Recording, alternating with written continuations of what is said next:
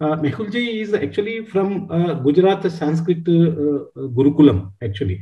So he is very much working to propagate the ancient wisdom and our cultural values and the importance of our Upanishads, and actually imbibe all these qualities in children's life, actually.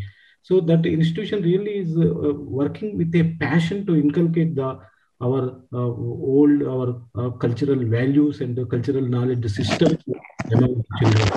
So thank you, Mehul ji. Request you to actually to speak on this topic. नमस्ते, thanks to all. अभी मैं climate change का जो विषय है अभी का, उसका जो संबंध भारत में गुरुकुल के साथ रहा है, कोई ऐसी कंट्री है जिसने बहुत गहराई में ये विषय को सोचा है, केवल विचार ही नहीं किया है, उसको कैसे इम्प्लीमेंटेशन करना है उसका एक व्यवस्थित प्रारूप दिया है।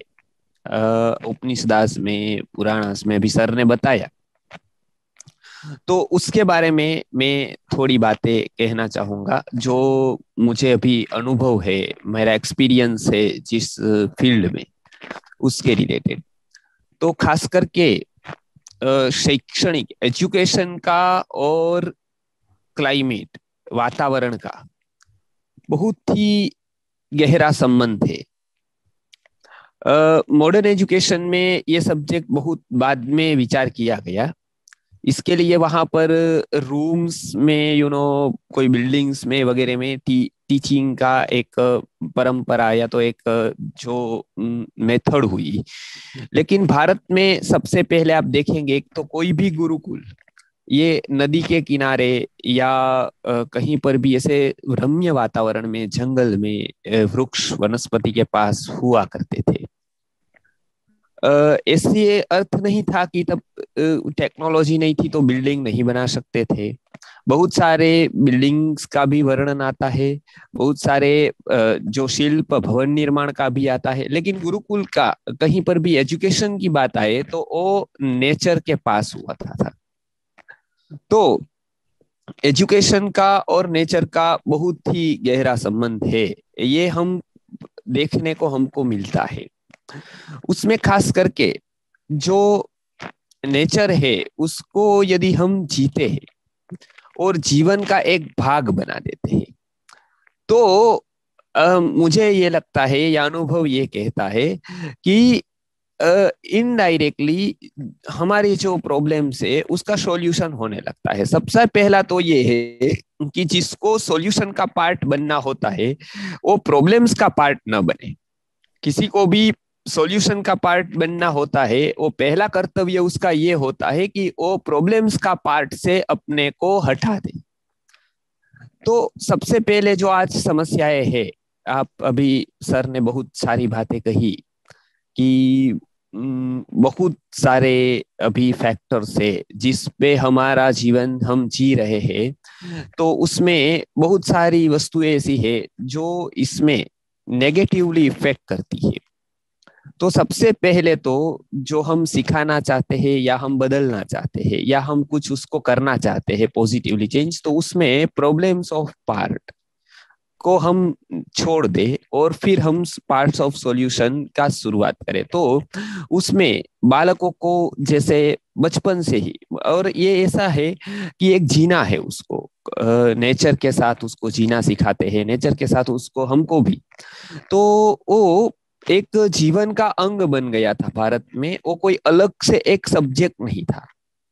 ये एक लाइफ का ही एक पार्ट है। जैसे एक भोजन है, जैसे एक पानी है, जैसे हमारा सोना है, उसी तरह से जो नेचर की सेवा है, जो नेचर को बचाना है या उसकी रक्षा करना है, या आप कोई भी नाम दे, तो वो एक हमारा जीवन का ही अभिन्न अंग है। और उसी तरह से हमको उसके तरफ हमारा कर्तव्य अदा करना चाहिए। तो इसके लिए सबसे पहले मैं मेरे ही अनुभव की बात करूं तो बच्चों को यहाँ हम पौधों को पानी पिलाने से लेकर उसके साथ जीने से लेकर, क्योंकि उसके साथ जीना बहुत आवश्यक है। जब तक हम उसको मटेरियल मानेंगे तब तक हम उससे जुड़ नहीं पाएंगे। कोई मटेरियल है तो हम उसे उतना जुड़ नहीं पाते हैं। जब उसमें हम चेतना पाते हैं, जिसमें हम जीवन पाते हैं, तो हमारा जुड़ना आसान हो जाता है। जैसे हम कनेक्ट मोबाइल से नहीं हो पाते, लेकिन मोबाइल के थ्रू आपसे कनेक्ट हो पाते हैं। उसी तरह से भारतीय जीवन में उसको एक जीवन का पार्ट माना गया, और यदि हम उसकी उपेक्षा करते हैं तो हमारा ही जीवन खतरे में आ जाता है, क्योंकि हम अकेले नहीं हैं, हम पूरे नेचर के एक पार्ट हैं।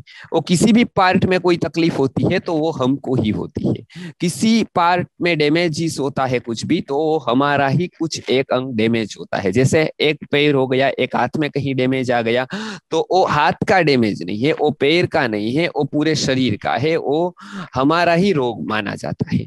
उसी तरह से कहीं पर भी नेचर में कुछ भी होता है तो उसमें हमारा ही डैमेज है। उसी भावना को अद्वैत भावना ऐसा कहते हैं। तो भारत में तो सालों पहले, हजारों हजारों साल पहले, ये अद्वैत भावना का विकास किया गया कि वो नेचर है, वो अलग नहीं है, वो मैं ही हूँ, वो मेरा ही एक पार्ट है। और उसकी रक्षा करना, जैसे मैं शरीर की रक्षा करता हूँ, शरीर के ऊपर ध्यान देता हूँ, तो मुझे उसकी करनी चाहिए। कब से करनी चाहिए?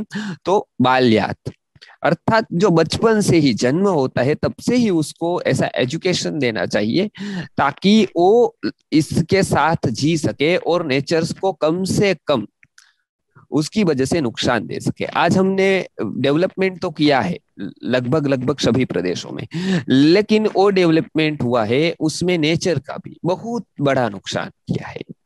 इसके लिए हमारे पास बहुत सारे प्रॉब्लम्स एनवायरनमेंट को संबंधित है, और बहुत सारे प्रॉब्लम्स आ रहे हैं। तो ये हमारी जीवन पद्धति बदलने से हुआ है, तो सॉल्यूशन भी हमारी जीवन पद्धति बदलने से होगा। तो जीवन पद्धति बदलना, लाइफस्टाइल बदलना, वो सबसे आवश्यक बात है। और वो लाइफस्टाइल जो है वो बहुत सारे आयुर्वेद के ग्रंथों में या तो फिर बहुत जगह पर हमारी हिस्ट्री में मिलती है। तो वो पॉजिटिवली हम उस तरह की जो नेचर इको फ्रेंडली जिसको कहते हैं, या नेचर फ्रेंडली लाइफस्टाइल हम जी सके, इसके लिए हम बच्चों को यहाँ पर सुबह से उठने से रात को सोते समय तक कम से कम नेचर का नुकसान या तो लगभग नुकसान न हो, और ज्यादा से ज्यादा हम नेचर को बढ़ा सके, सर्व कर सके, उसकी संवेदना को समझ सके, उस वातावरण में रखते हैं। उसके कारण एक तो लाभ होता है हमको, दूसरा लाभ ये होता है कि जो मनुष्य में गुण होने चाहिए, करुणा, प्रेम, परस्पर सहकार, कोऑपरेशन, तो वो सारे गुण बचपन से ही उसमें आते हैं। क्योंकि कोई कोई गुण ऐसे होते हैं जो नेचर के सानिध्य में से ही हमको आते हैं, ऐसे नहीं आ पाते हैं। तो ये हम बच्चे को, जो 7 साल यहाँ का हमारा कोर्स गुरुकुल का है, और उसमें जब हम बच्चों को रखते हैं तो उसमें नेचर के साथ उसको ज्यादा से ज्यादा सानिध्य देते हैं। जैसे कुछ भी हमको पढ़ाना है या कुछ भी, तो वो नेचर, वृक्षों के पास जाकर हम उसको पढ़ाते हैं, क्लासरूम में नहीं पढ़ाते हैं। जैसे पानी पीना है तो पौधों को पानी पिलाना है, उसके साथ जितना ज्यादा उसका सानिध्य रहे ऐसा प्रयत्न करते हैं। काटना है तो उसको काटने नहीं देते हैं, ज्यादा से ज्यादा उसकी हिफाजत हो, ज्यादा से ज्यादा उसका ध्यान रख सके, प्राणियों के साथ हो रहे। तो मुझे लगता है कि एजुकेशन का पार्ट यदि वो बनेगा तो बहुत ही एक रूट्स के साथ, रूट से ही उसका परिवर्तन आएगा, उसका सॉल्यूशन होगा। तो ये सारी समस्याओं का सॉल्यूशन मुझे ऐसा लगता है कि वो एजुकेशन में जब तक हम ऐसे विषयों को एज ए सब्जेक्ट नहीं, लेकिन as a part of life, part of living, जब तक हम नहीं रखेंगे तब तक हम जो चाहते हैं सॉल्यूशन ये सभी समस्याओं का, वो नहीं हो सकता है। तो ये हम प्रयत्न करते हैं, आपको भी हमने सुना, तो मुझे ऐसा विषय लगा कि ये हम उसके ऊपर कुछ काम कर सकते हैं।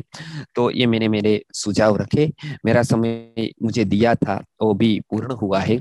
तो उसके बाद मैं सर को रिक्वेस्ट करता हूँ, थैंक्स कि मुझे ऐसा अवसर दिया आपने इस विषय पर बोलने का। नमस्कार। Thank you, Mehul ji, and we actually look forward for your continuous association with the CGR and our efforts. And thank you say that it is very much important to make to take to give an opportunity for the children to connect with the nature. Nature connect. How much time you spend in the classrooms and rooms, how much time you take out or conduct your classes outside, just like Shantiniketan, Ravindranath. Ji So development of some sort of compassion, love, what you say, with nature only develops with these activities. But if you go on focus on your syllabus, continue examinations and classroom based, that attention, type of empathy, that type of samvedan, you cannot develop also. So you have given ji really very good qualitative speech on this particular topic. Thank you so much, Vipulji, and we look forward you for future association. Thank you. Okay